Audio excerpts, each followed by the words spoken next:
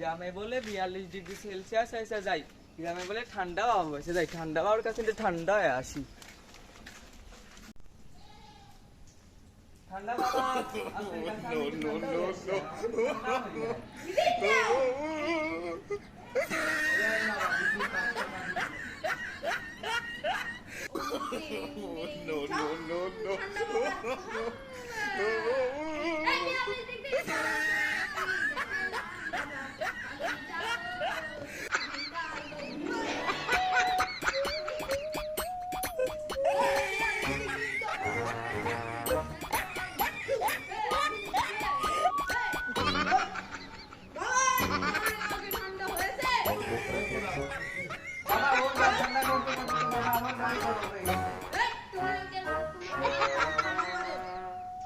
বাবা